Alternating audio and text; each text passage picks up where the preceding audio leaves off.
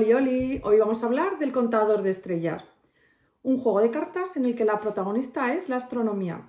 En él nos convertiremos en astrónomos y buscaremos ser los mejores cartógrafos del universo.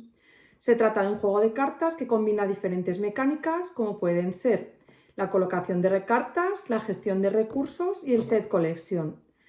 Se trata de un juego de 1 a 4 jugadores que cuenta con un modo automa y de partidas de aproximadamente 1 hora de duración. Vamos a ver en qué consiste, cómo se prepara la partida y cómo se juega. Para la preparación de la partida tomaremos la carta de brújula, la colocaremos en el centro de la mesa separando los hemisferios norte y sur. Colocaremos 20 cartas boca abajo en el hemisferio norte, 20 cartas boca abajo en el hemisferio sur. Colocaremos el marcador de puntuación a un lado de la mesa, el mazo y un mercado de 4 cartas al otro lado de la mesa. Repartiremos a cada jugador sus tokens de brillo estelar de su color y una reserva central con marcadores de puntuación, y repartiremos 4 cartas a cada jugador, con las cuales se realizará un draft entre todos los jugadores para finalmente quedarte con una mano inicial de 4 cartas. Por último, el token de jugador inicial se le entregará a aquel jugador que haya visto una estrella fugaz más recientemente y estamos listos para jugar. Antes de meternos de lleno en las acciones, vamos a ver en qué consisten las cartas.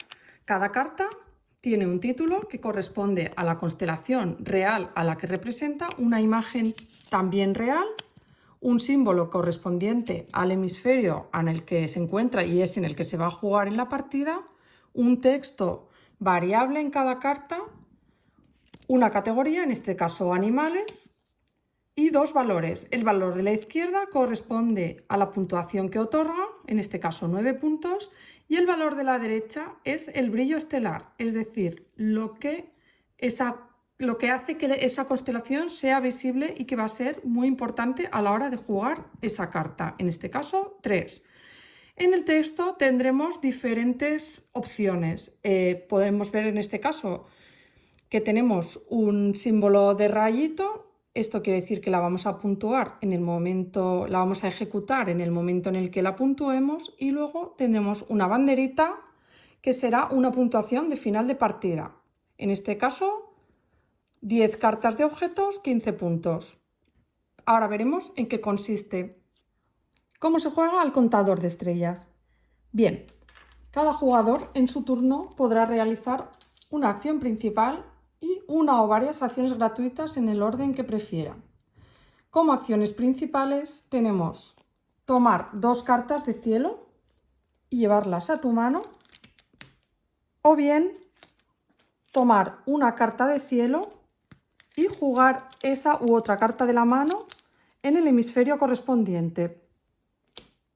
En nuestro turno decidimos tomar una carta a nuestra mano y vamos a jugar una carta. En este caso vamos a jugar Sagitario. Como vemos, corresponde al hemisferio sur. Colocamos en un hueco disponible, en este caso lo vamos a colocar aquí. Vemos que tiene un valor de brillo estelar de 2, con lo cual colocaríamos 2 estrellitas sobre ella para indicar que tiene un brillo estelar de 2 y habríamos terminado nuestra acción. Bien, hemos realizado una acción principal. Ahora vamos a explicar las acciones gratuitas que podemos realizar, una o varias, antes o después de nuestra acción principal. La primera de ellas, muy sencilla, sería descartar una carta y obtener un cubito de brillo estelar. Bien, pues cogemos una carta de nuestra mano, la descartamos al mercado, tomamos un cubito de la reserva y lo colocamos en la carta que nosotros queramos, ya sea del hemisferio norte o del hemisferio sur. Luego explicaremos en qué consiste lo del brillo estelar. La siguiente de nuestras acciones gratuitas sería eliminar 2 cubitos de brillo estelar de cualquiera de nuestras cartas para ganar una de las cartas del mercado a nuestra mano. La tercera de nuestras acciones gratuitas sería contar estrellas de una carta. Eso equivale a puntuar una carta, una constelación, que es una carta, ¿vale? Vamos a verlo con un ejemplo. Para que una carta sea puntuable, sea valorable tiene que cumplir dos condiciones. Una de ellas es que esté completamente rodeada, tanto diagonal como ortogonalmente, por cartas jugadas, ya sea de cualquier jugador. Y la segunda condición es que sea visible. ¿Qué quiere decir que sea visible? Pues aquí entra a formar parte el brillo estelar que hemos comentado antes. Cada carta tiene un brillo estelar expresado en un valor. Entonces, para que una carta sea visible, quiere decir que las estrellas adyacentes no la pueden eclipsar. Es decir, que la diferencia de brillo tiene que ser siempre menor o igual a 2 unidades. ¿Vale? Vamos a verlo con un ejemplo. Por ejemplo, el jugador amarillo decide puntuar Sagitario.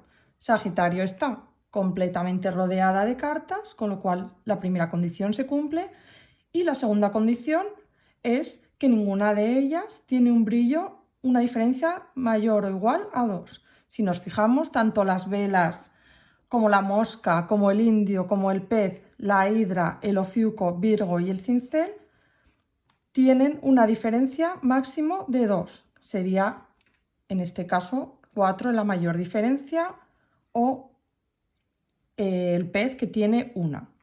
¿Vale? Por lo que Sagitario podría puntuarse. Para puntuarla colocamos un token de puntuación, anotamos los puntos que nos indica, en este caso 19, y ejecutamos la acción de la carta. En este caso vemos que no tiene ningún símbolo de rayo, solamente tiene una bandera, que es puntuación de final de partida, con lo cual lo dejamos para el final. Continuando con el turno del jugador amarillo, vemos que este puede seguir puntuando. Este es el caso de la mosca. La mosca, al igual que anterior, está completamente rodeada.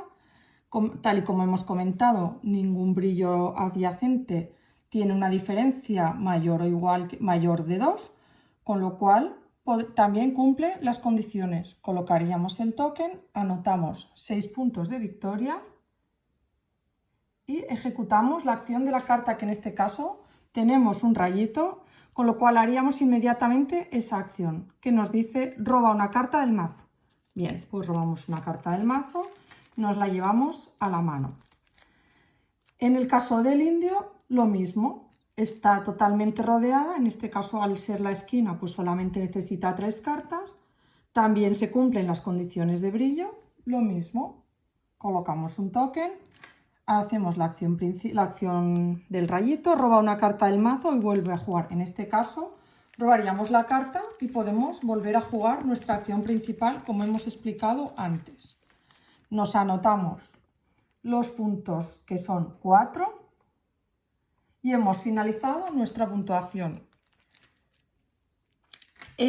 Vamos a ver un ejemplo en el que no se cumplan las condiciones de brillo. Vamos a suponer que el jugador verde quisiera puntuar el reloj.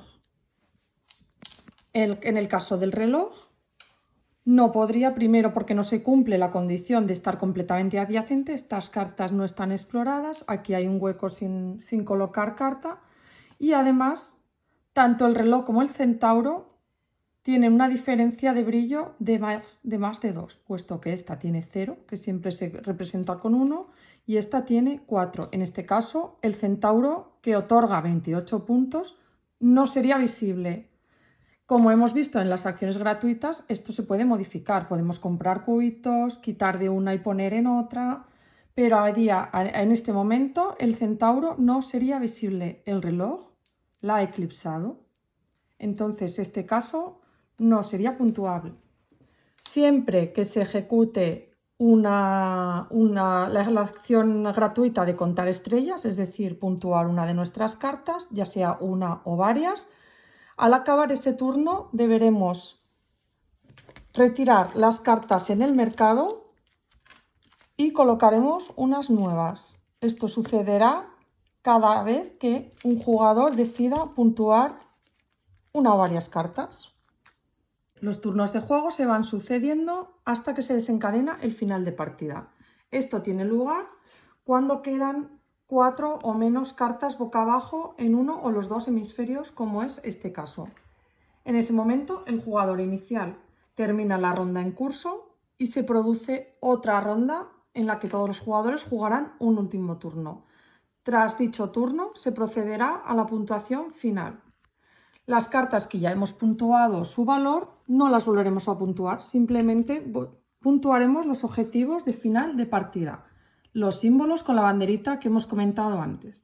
Vamos a poner unos ejemplos. En este ejemplo, el jugador amarillo, la dorada, tiene una puntuación de final de partida consistente en que cada 4 de mitología obtiene un punto. Pues bien, sería cuestión de contar todas las cartas de mitología. Aquí tiene una, aquí nada, porque es del otro jugador, nada. Bueno, pues no tiene más cartas, tiene una allí, no llega a las 4 cartas de mitología, no sumaría el punto. En este caso, el jugador verde nos dice un punto más si no tiene ninguna carta mitológica adyacente. Bien, pues tiene justo una carta mitológica adyacente, con lo cual tampoco le otorgaría ningún punto. En el caso de la mosca, jugador amarillo, cada 7 objetos, 5 puntos. Bien, pues contaríamos los objetos que no tiene ninguno, porque son todos del jugador verde. Y en el hemisferio norte tampoco parece que haya 7 objetos, con lo cual no obtendría los 5 puntos. Y por último, el indio, que no tiene, como vemos, ninguna puntuación de final de partida. Iríamos así una carta detrás de otra para puntuarlas. Iríamos anotando en el marcador los puntos que nos otorgan y al finalizar, el que tenga más puntos se convierte en el mejor cartógrafo del universo. Y así termina nuestra partida a El Contador de Estrellas, un juego en el que combinamos estrategia y visión espacial, nunca mejor dicho. Hasta la próxima.